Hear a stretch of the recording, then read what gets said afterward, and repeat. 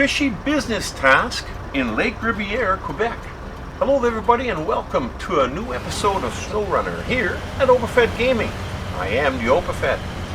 Today we are in a Fishy Business task which is part of the Northern Trails Travel Company contract, where we have to deliver 2 bundles of wooden planks and 2 loads of medium logs over to the fishing fest here in Lake Ribiere.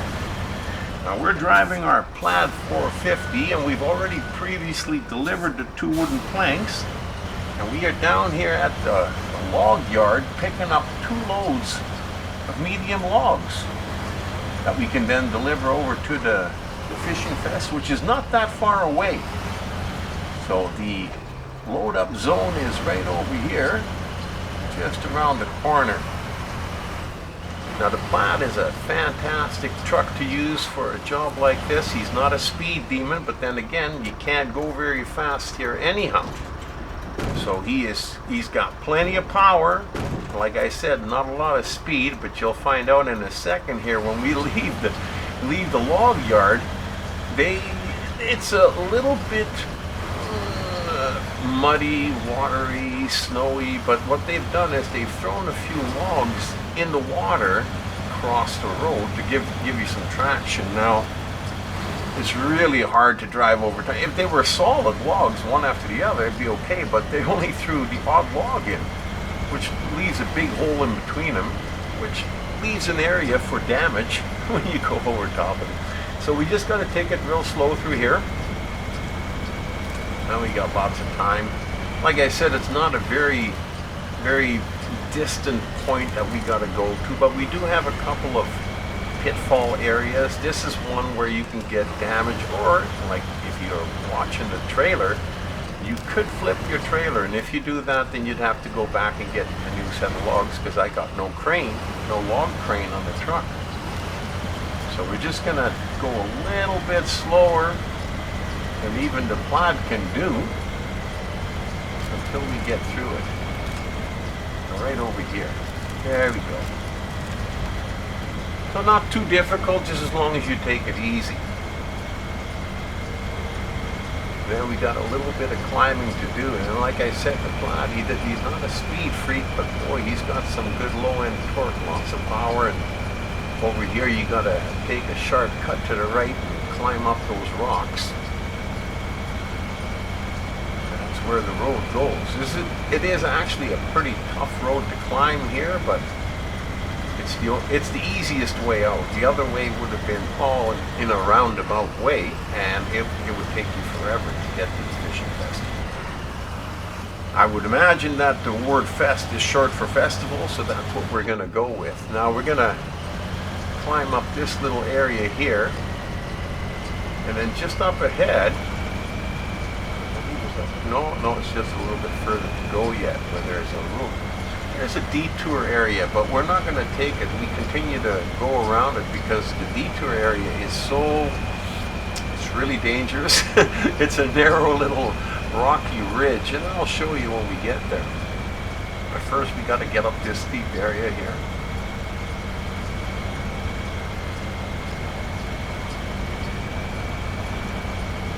And it's a pretty tough climb, even for the PLAD. I can't remember if any of my trucks make it up here without any help. I think the Avonhorn and the Kenworth can. The PLAD can until he gets right near the top. Then he still needs a little bit of help sometimes. Not around this corner, but this is a tough corner too. When you go around the corner, your vehicle will lean to the right, because the road is a little slanted around the side of the hill. And if you go too fast, whether you're going up or you're coming down to get the logs, if you go too fast, you will either tip over and fall off, or you'll shoot off the end. That hasn't happened to me yet. I came close one time, but it hasn't happened to me yet in the few times that I've been back and forth through here. And if you take it slow, as you can see, not really an issue. Not really an issue. Up here is the final climb, and then we'll be at the top, and we'll be starting to head downwards. But like I said, most trucks can climb as far as we got here, but this here top piece seemed a little bit, well, especially over here too, sometimes your truck won't go any further. You let it roll back a little bit and change the direction just a tad, and then it goes again. And I thought it was going to do that all the way up, but it just couldn't quite get up these rocks up here. And that's okay. I mean, we got the winch, and when you need it, you just kind of throw it out to the nearest tree in this situation.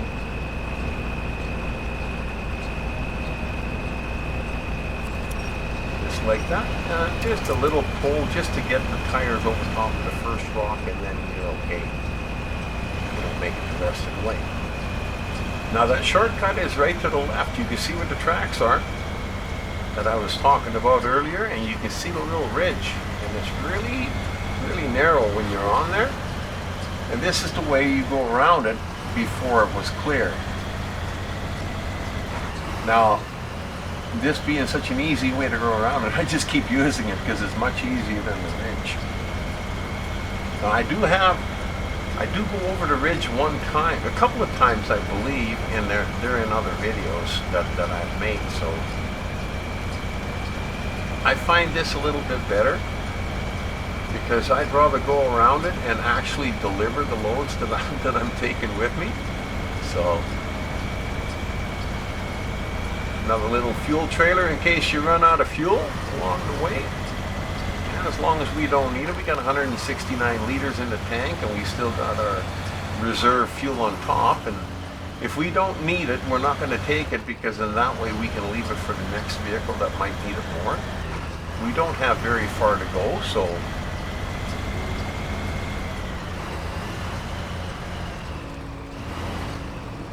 now by this rock here, you should stay a little bit close to the left-hand side because the crack widens a little bit further over.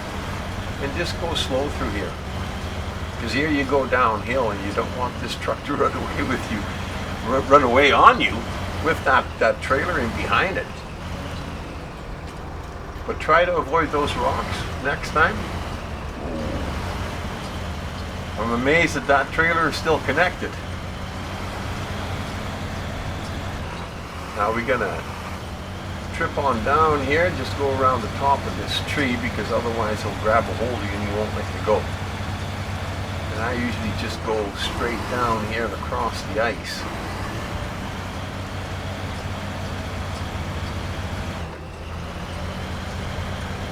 Absolutely awesome. The PLAD, like I said, the PLAD runs a little bit slower, but he's got chains on him, and if you put a flat deck on him, you've got 2 cargo slots, and you can put a crane on with it.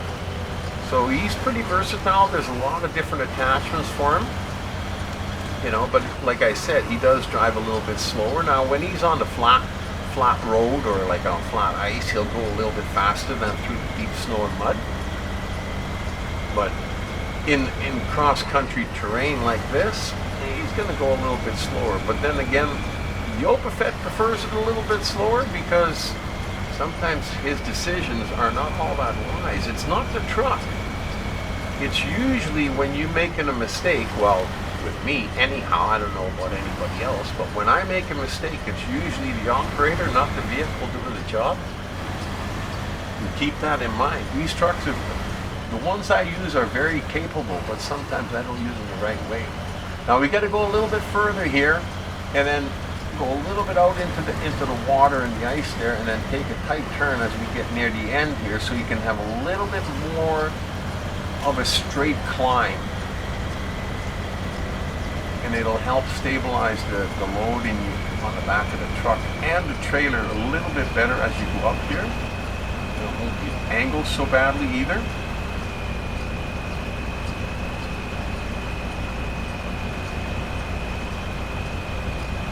This is a tough hill, especially when you're coming down this hill with a big trailer behind you. That turn at the bottom is tough to make. But going up with the PLAD, with a little trailer behind it, not an issue. That's okay. We can do that. And now we're just kind of crawling along the side of the hill and we're going to just crawl around the outside of it towards the left, and then we're going to turn down into the warehouse on the other side. Between the warehouse is between the hill and the ice festival, which you can, no, I guess you can't see it from here yet because it's over around the other corner. There's the warehouse. You can see a little bit of the ice past the warehouse, I suppose, if the camera was angled that way. Now, if you're ever going down a hill and you're going too fast and you don't want to keep braking, just lower the gear, put it into low. Even low high is a little bit slower than automatic, but put it into low and your gearbox will hold you back. Your gearbox and the motor will slow you down so you don't let the truck run out of control. Most of these hills are not too bad though. Now we're just going to pass right on through the warehouse. See the Avonhorn A15 is sitting there after finishing a previous job, I would imagine. There again, if you needed fuel, well, we're down to 98 liters and we still got a little ways to go. It might be a good idea. Now we got spare on the roof, but we might as well take a little bit from the Avonhorn. Yeah, I think we'll take his supply on the bumper. And that gives us 255 liters, should be okay.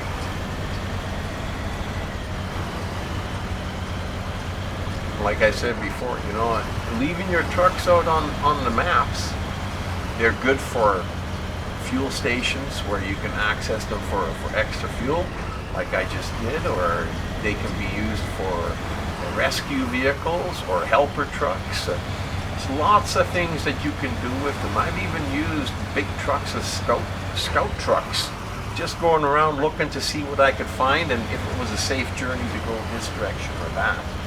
So never recover your trucks unless you actually need that particular truck.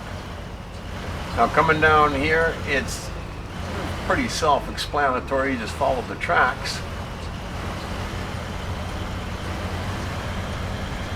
until we get down to ice level. Now we probably could have gone around this little island part and gotten down to ice level already, but I prefer to follow the tracks for as long as I can,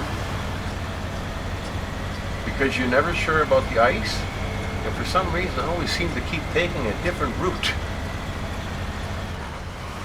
But here we are at ice level and almost over to the ice festival as we crawl around behind that big rocky outcropping, and now we're back up on the ice. And here it's just a matter of reading where it's solid and where you can drive and where you might fall through, and thereby, if you go slow enough, if you do start to fall through, back up and go in a different direction.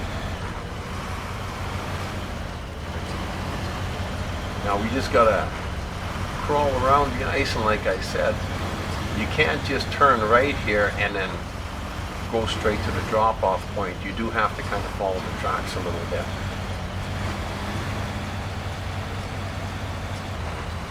You can see where that big fuel trailer is sitting. We know it's solid there because he's still sitting on top of the ice. He hasn't fallen through yet. So we know it's safe over there. And the drop-off point, as you can see, the black arrow and the yellow diamond is on the screen, so it's not very far away. We're almost there. Absolutely awesome. Really enjoyed this video, and I hope you did too. Until the next time, you've been delivering two loads of medium logs in the PLAD 450 over towards the fishing festival. With me as your driver, the Overfed.